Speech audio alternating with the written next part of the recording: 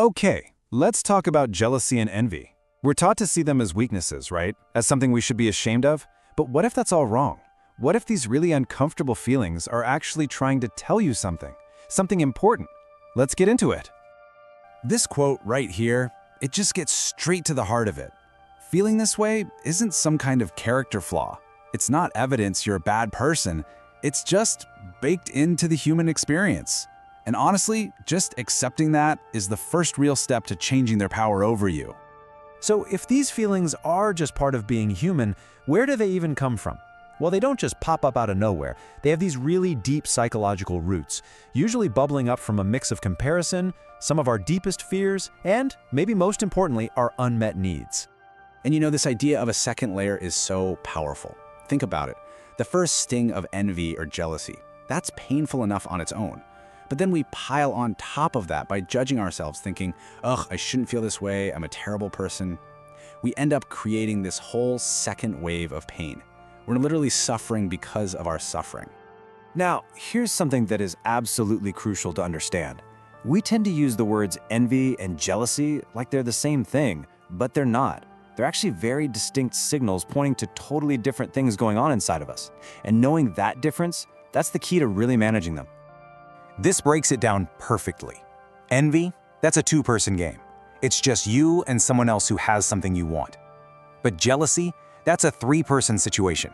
It's you, the person you care about, and then some kind of perceived threat to that relationship. See the difference? One is about wanting to gain something, the other is about being terrified of losing something. Let's dig into envy a little more.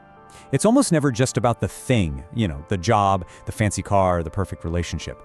Psychologically, it's about what their success feels like it says about you, about your own worth, or your own failures. It's basically a painful, glaring signpost pointing directly at your deepest desires and insecurities. And then there's jealousy.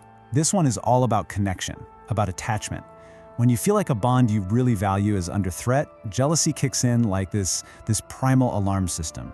It's your brain's clumsy, often messy attempt to protect a connection you're terrified of losing. It's less about wanting to control someone and more about a deep, deep fear of being left behind. So, what pours gasoline on the fire of both of these emotions, especially today? The answer is simple, and it is relentless: comparison. It's the engine that drives envy and jealousy into total overdrive in our modern world. And this metaphor of a false scoreboard, wow, it just nails the problem.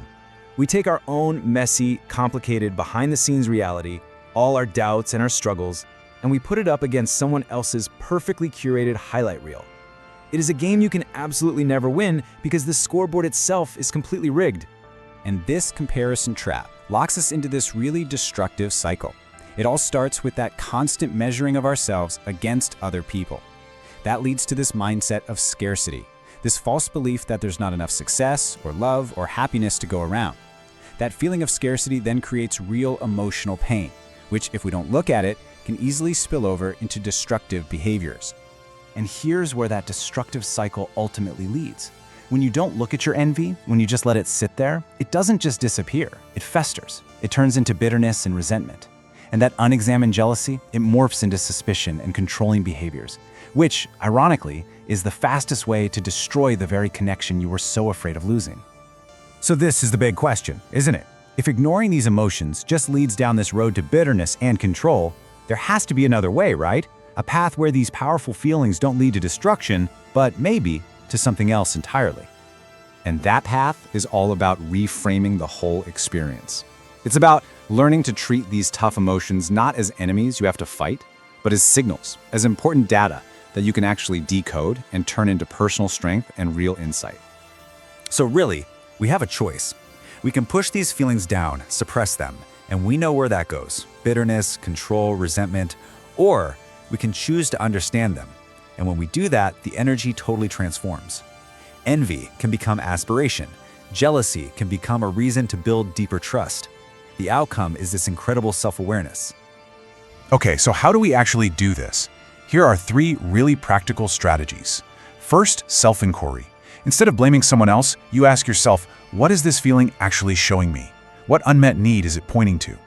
Second, practice gratitude with honesty. You can be thankful for what you have while also being honest that you want more. It's not one or the other. And third, shift your focus to self-comparison. The only scoreboard that actually matters is measuring yourself today against yourself yesterday. And this, right here, might be the biggest takeaway. Real emotional strength isn't about feeling nothing. It's not some kind of emotional numbness. It's emotional clarity. You're still going to feel pangs of envy and jealousy. The difference is you won't let them run the show anymore. You'll have the strength to see them for what they really are, just signals, not commands. Ultimately, these emotions are just invitations to look a little deeper.